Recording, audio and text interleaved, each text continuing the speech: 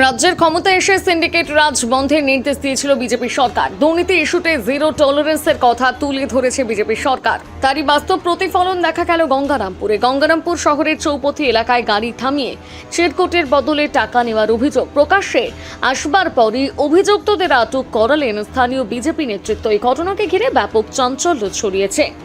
গঙ্গারামপুর চৌপথি এলাকা থেকে চিরকুটের বিনিময়ে টাকা তোলবার একটা ভিডিও ইতিমধ্যে সোশ্যাল মিডিয়ায় ভাইরাল হয়েছে।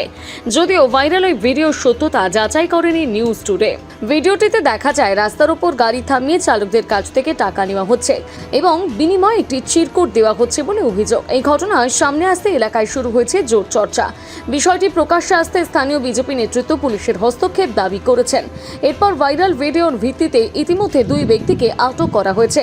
পুরো ঘটনা তদন্ত শুরু করেছে গঙ্গারামপুর থানার পুলিশ। এই প্রসঙ্গে গঙ্গারামপুর শহর বিজেপির সভাপতি বৃন্দাবন ঘোষ জানান, আমরা সোশ্যাল মিডিয়ার মাধ্যমে জানতে পারি যে গঙ্গারামপুর চৌহদ্দিতে বিভিন্ন ইউনিয়ন, দলীয় ইউনিয়ন যারা বিভিন্ন আগের দিনে টাকা তুলছিল, তারা নাকি এই সরকার আসার পরও টাকা তুলছে। তো তৎক্ষণাৎ আমরা প্রশাসনকে বিষয়টা জানাই এবং within second, half an hour প্রশাসন সেই ব্যবস্থা গ্রহণ করে।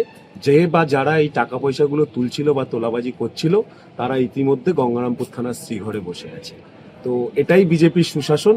বিজেপির আমলে না খাবো না খেতে দেব, এই জিনিসটা চলবে। এবং আমি আপনাদের সামনে এই বার্তাও দিতে চাই, এই ধরনের কার্যকলাপে যারা পূর্ববর্তীতে লিপ্ত ছিল, এই শাসন, এই সরকার আসার পর যদি তারা মনে করে সেই জিনিস কন্টিনিউ করবে, তাদেরকে আমি হাত জোর করে বলছি, আপনারা ঘরে বসে থাকুন। এই ধরনের কাজ এই সরকার থাকাকালীন করবেন।